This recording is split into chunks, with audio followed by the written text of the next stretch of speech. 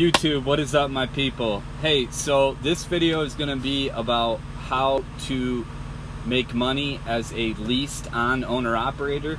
So there's a lot of confusion, right, with who is an owner-operator and who is not.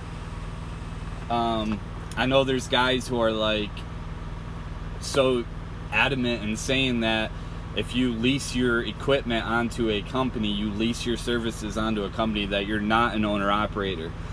Well, whatever. Don't listen to them. They're fools. It does it really matter anyways? I mean, at the end of the day, it's a business, and it doesn't matter what someone wants to call you or what kind of label they give you. You're an owner-operator. You have a business. You own a truck. You own a trailer. You pay equipment, you pay bills, and you're a business. So who cares whether they call you an owner-operator or not? You are. So sorry, I don't want to get a little. I've just heard. I've seen in a couple people's videos where they talk about like talking down on people who call themselves owner-operators who lease onto a company. Well, there's nothing wrong with that, hedging yourself on startup cost. It's just like if you were to buy a franchise, if you were to buy a McDonald's, you're a business. You own that McDonald's. You just lease their name. You lease their business. They have customers. They have a huge base of customers, and it's easier barrier to entry, and it's a great way to start a business. It's actually the smarter way than just to go completely, unless you have tons of funds and capital to withstand pitfalls and repairs and maintenance and all that good stuff. Then it's actually a smarter thing to do than just to go get your own numbers and your own authority coming out of a company driver. So anyways, I think a lot of people who do watch my channel, I think people do think I have my own authority, which I do not, and I want to make that clear. I lease my equipment onto a local very small company that lets me, our business arrangement before I even started was, I'm either going to get my own authority, which I didn't really want to do because the insurance as a new entrant was way too high for me. I was going to be able to do it, but I didn't want to, so I found this company that was willing to pay me 85% of the revenue, the actual revenue, and I could book all my own freight. I basically run my business completely. All I do is send them invoices, PODs and stuff, so that they can invoice the brokers, and sometimes I even do that myself, but I deal with everything from A to Z. As you've seen, I call the brokers. I basically am using their MC and paying them a percentage for it. They do some of the back office. I do my own IFTA. I generate a report for them, but I let them file it. It's like freaking $10 or something like that for them, $20.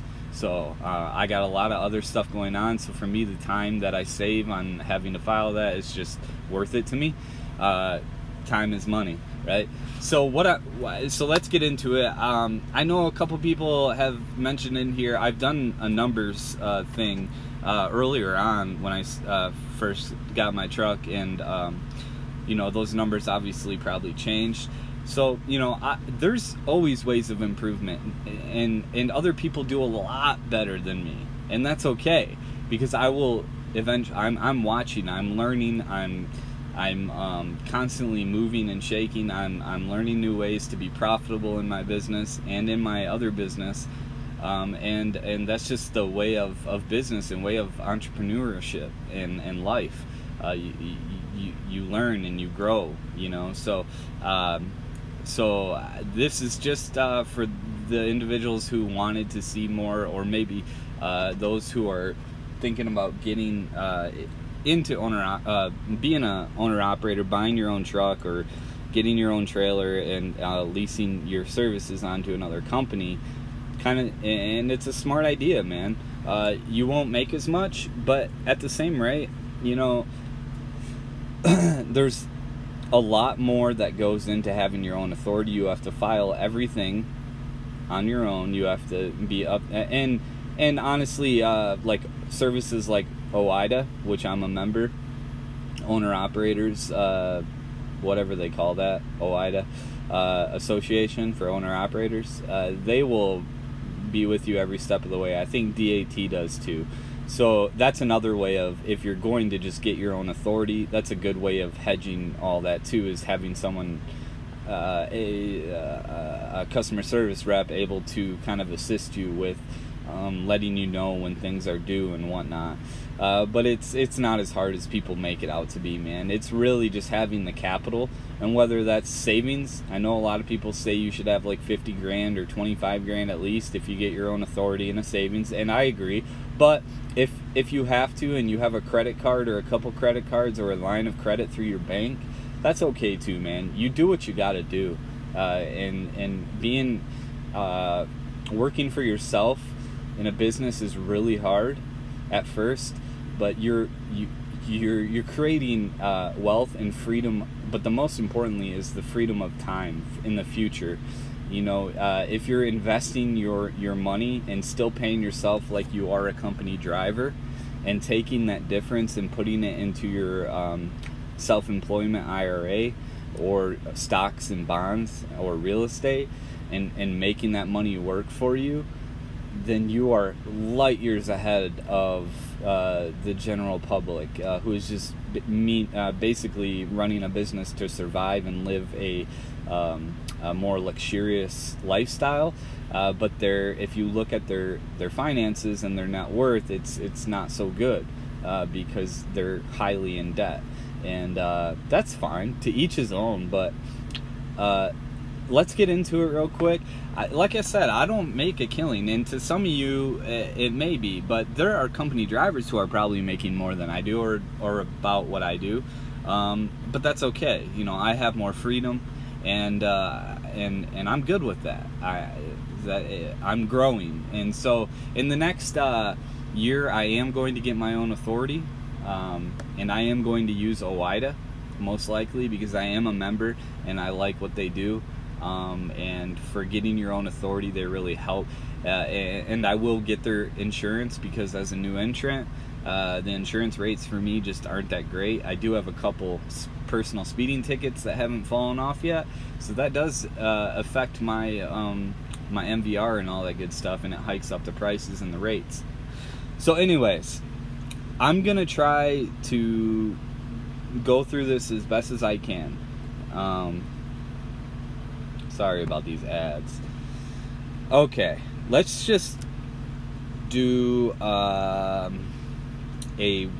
weekly revenue versus cost kind of statement.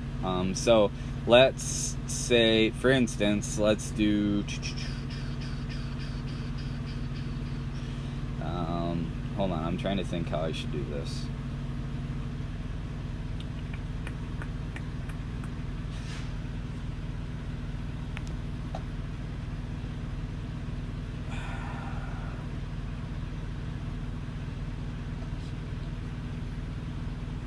This is my accounting software. I use it to track pretty much everything, and these numbers are all off that you see on there, because I haven't updated it, or it updates every 7 days, so this is just over the weekend.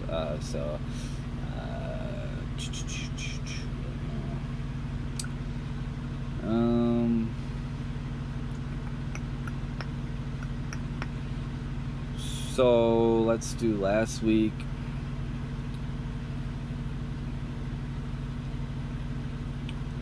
I started in Michigan.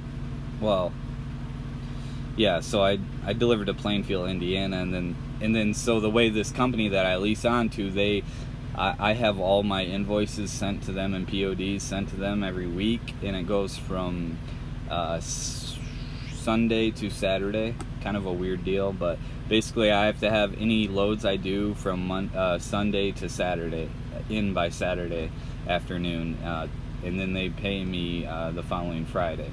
So they pay. I have them directly send it to my a settlement to me, to my business bank account. So that's how that works. So West Plains, Missouri to, oh wait, no, that's Troy, Indiana to, okay, alright, please forgive me. Alright, Stanwood, Michigan to Olean, Illinois, $1,000. We're gonna go here, 1,000, plus, I guess I'm just gonna go through what I made last week, plus 1,100 for my next load. And I'm hoping this is helpful. Maybe it's not. And so that load was from Troy, Indiana to Auburn, Alabama, and then the next day, Childersburg, Alabama to Nitro, West Virginia. And as you can see, I'm staying in decent markets right here until I get to Colorado. So by Wednesday, I'm at 3,400. Actually, I think that was Tuesday. And then, no, that was Wednesday. And then I picked up I delivered in Arkansas, which is a good market to be in. And I picked up one just north of there in Missouri, going to Aurora, Colorado, which was a mistake, but it still paid good. I got detention time, and they do owe me a lumper fee. So this rate you see, $2,150, is actually like $2,500 altogether. So then actually I think it's $2,450 plus $2,450 equals, I'm missing something. I'm definitely missing something.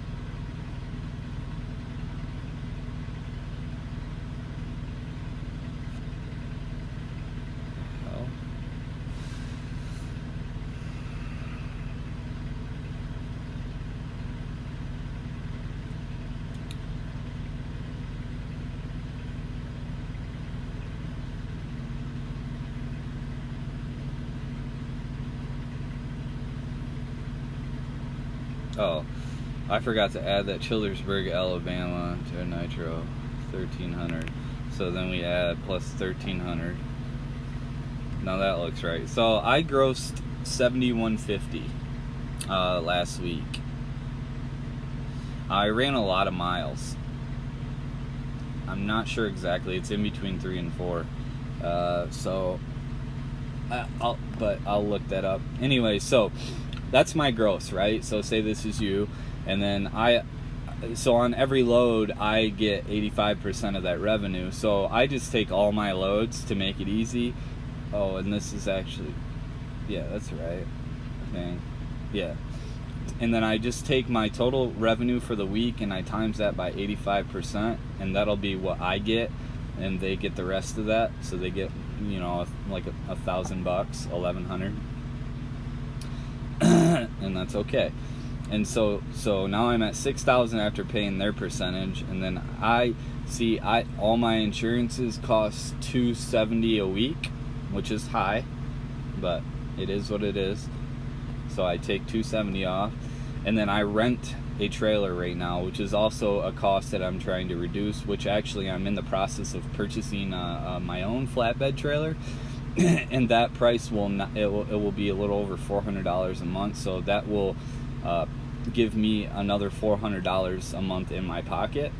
So that's great. You know, that's the whole thing in business. You learn how to cut your cost and increase your revenue, your profits, by you know, lowering rates and getting your own equipment and stuff. So minus $200 for the trailer every week, which is a lot. It's $800 a month, but it's a nice trailer.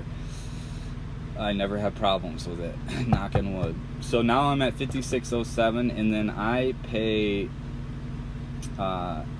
so for my base plates, when I bought my truck and stuff, I ended up just, instead of coming out of cash, I pay quite a bit for the base plates, which, it's cool. You know, it's like probably around, I don't know, they upped it. I want to say it's in between like $1,500 and $2,000 for Michigan. I could be wrong. I think it's something like that. But instead of, I had so much startup cost and stuff going on with the truck, so I just they had a base plate program, so I just pay them weekly for that, and that is $50 a week. So that is my net. That's what my weekly settlement is for that I'll be paid on Friday for the loads I did last week. Now that goes into my bank account, right? And the first thing I do is pay myself. Okay, I pay myself and I pay my retirement accounts, and that's just how I personally do it, because I learned by a very wealthy person that we're doing it all wrong. As soon as we get paid, we pay others, and that is a good idea, but you need to first give yourself a cut, and then you need to pay your retirement accounts or your investment accounts, and then you still have to have money to pay your bills, obviously. So I pay myself, kind of low, but I typically pay myself. So this is what I'm paid, right? Now you will have taxes, but this year, the first 2 years in business, in the trucking business, you're gonna pretty much not owe much in taxes if you did it right, because the truck is 100% deductible for the first year. Trump, you can thank Trump for that. He made that available. So, and then it depreciates, you know, so you can count that depreciation. And then along with all your other, you know, your daily, what do they call that? Your spending, I forget what they call that, allowance or whatever. And then everything else, you know, truck repairs, truck breakdowns, insurance, you know, there's so many variables in trucking to write off. So, but it depends what tax bracket you're in. Obviously, making over $5,000 a week, you're going to be in a much higher tax bracket. I think it's like, what, the 32% percentile or whatever it is. I don't know. But on a general rule, you could take 30% of that and put it into a separate tax account, so that you're not, just in case you don't get your taxes right, you have money to pay the government or they'll shut you down. You know, you don't want to be messing with Uncle Sam. So I pay myself, you know, let's just say sometimes I only pay myself like $800. When I first bought my truck, I was only paying myself like $500 a week, and I was putting the rest of that into a maintenance fund, which did help me out a lot. But lately I've had a lot of things going on, and I'm paying myself $1,000. Oops. So I put $1,000, I transfer it as soon as that weekly revenue hits my business bank account. I transfer a payroll from my business bank account to my personal account of $1,000-ish, sometimes less, sometimes a little more. So then I have that left over in my business bank account from that weekly revenue. And then also I have a Pilot credit card for fuel set up with them directly, so I use that, and I also have a Capital One business credit card that I kind of go in between both, because I get cash reward points from using it, and that racks up pretty good, like 1% on all purchases. So, but the Pilot, you know, you get the rewards, and I also get like a 12-cent discount off the cash price, so that helps out sometimes too, but Pilot's always more expensive. So then you take, well, actually, let me add my revenue first. And so this is net, but now it's not really net, it's before fuel, so you take out my fuel. Now I think I spent $1,600 on fuel, which is pretty bad. But you know, I was going up the mountains and driving a little fast, you know, like 70, and so I drove a lot of miles, right? So $39.57 is my net after fuel, after everything. And I'm pretty now, like when I'm able to, I'm pretty consistent around netting $3,000 to $4,000. Sometimes I get lucky. I've had $5,000 and $6,000 net weeks after fuel, after everything. And so then I pay myself $1,000. So my business is making like $3,000, you know, a week, or two to $3,000 a week, you know, and that's okay. And then I set aside money. I give myself money, I invest money, I set aside money for a maintenance fund and bills, and it seems to be working out pretty good. So I'm not sure if this was helpful, but let's just say, you know, that's what your business nets a week times 4 weeks. which is about right. 16,000 net is monthly in my monthly statements. Looks pretty right. Now the gross is actually more, but then I pay fuel and stuff, so net, and then you times that by 12 months, you're netting, you know, 189,960. Now that's based on an average of that high revenue week, and that doesn't always happen, especially during the winter. You know, there were some tough moments there, so that's obviously going to be less than that, but that's you know, your gross is going to be much more than that, but then you take away fuel and all that good stuff. So that's what that looks like. I hope this was helpful to you guys. You know, you can be very profitable as a now also, you, even if you were to factor in a 32 percentile for taxes, 60,000, so 189,960, 189,960 minus 60,000 for taxes. You know, you're still over 6 figures net. You know, so that that's a pretty good business. You know, the only thing is trucking. You know, it requires so much of you.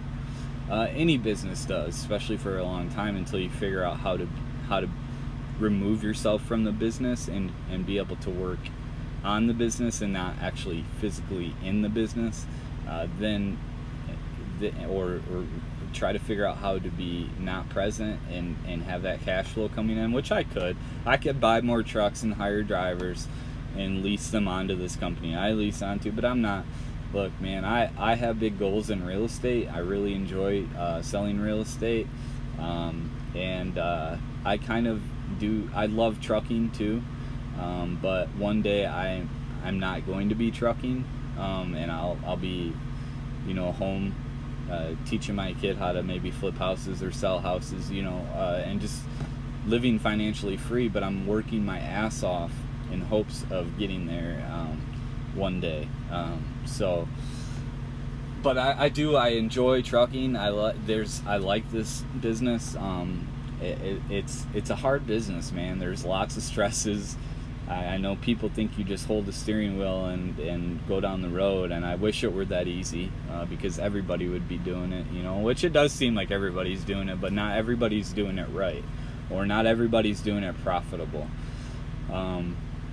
And sometimes you can't control these costs, man. They go all over the place with fuel, rates, truck repairs, truck purchases.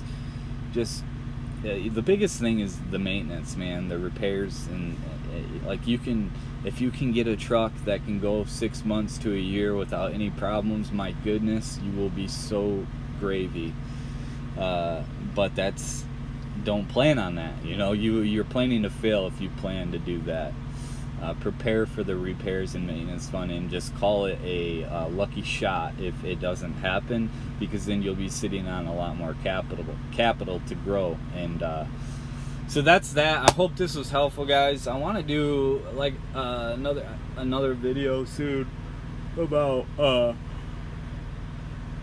I'm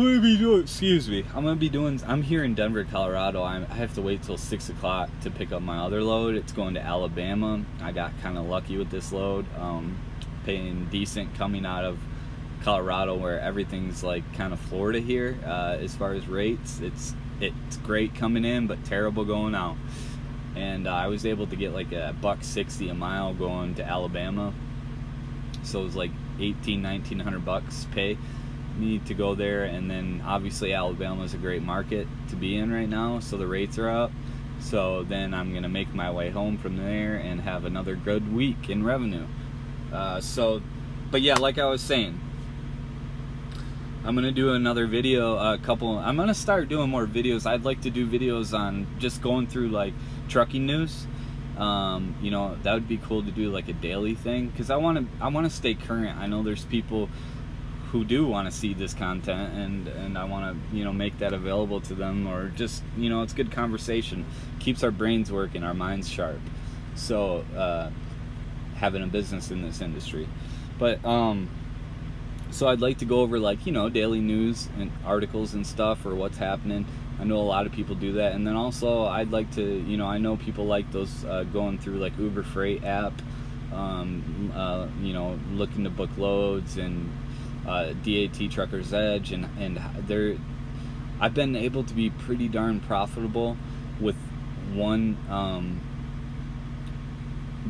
using the one tool on the Pro version, where you can